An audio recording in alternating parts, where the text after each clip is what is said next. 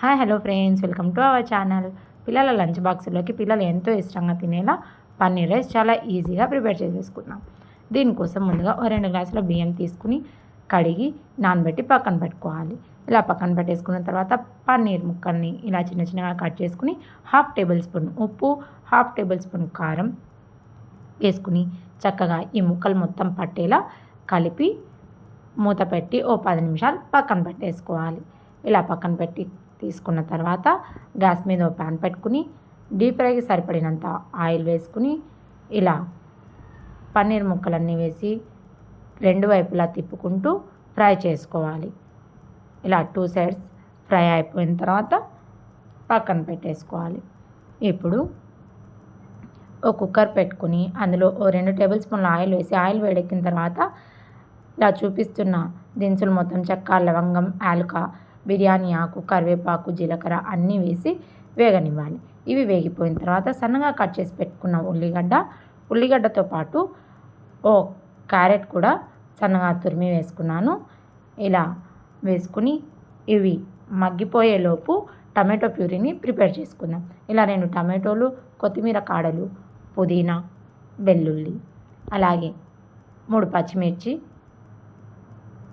కొంచెం ఉప్పు కూడా యాడ్ చేసుకుని గ్రైండ్ చేసుకోవాలి.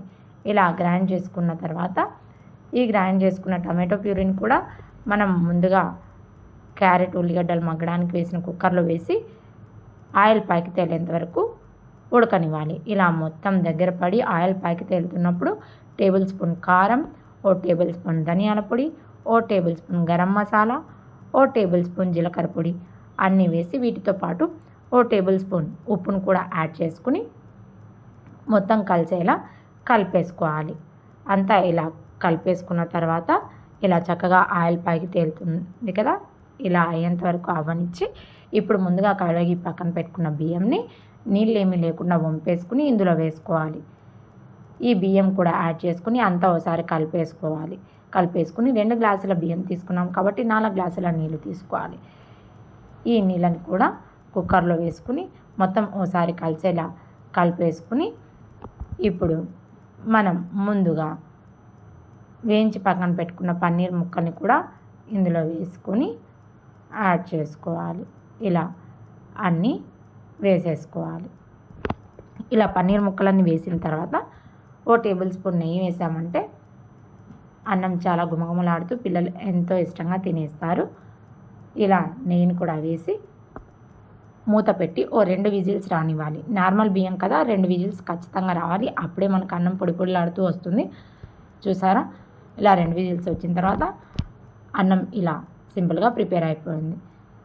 లాస్ట్గా కొత్తిమీరతో గార్నిష్ చేసుకుని దీన్ని మరో బౌల్లోకి ట్రాన్స్ఫర్ చేసుకుని చల్లార్చుకున్నామంటే పొడి పొడిలాడుతూ పన్నీర్ రైస్ చాలా ఈజీగా ప్రిపేర్ అయిపోయింది. చాలా టేస్టీగా కూడా ఉంటుంది. తప్పకుండా ట్రై చేయండి. నా వీడియో మీకు నచ్చినట్లయితే లైక్ చేసి ఛానల్ని సబ్స్క్రైబ్ చేసుకోండి ఫ్రెండ్స్. అలాగే మీ ఫ్యామిలీస్ అండ్ ఫ్రెండ్స్కి షేర్ చేయండి. Thank you for watching.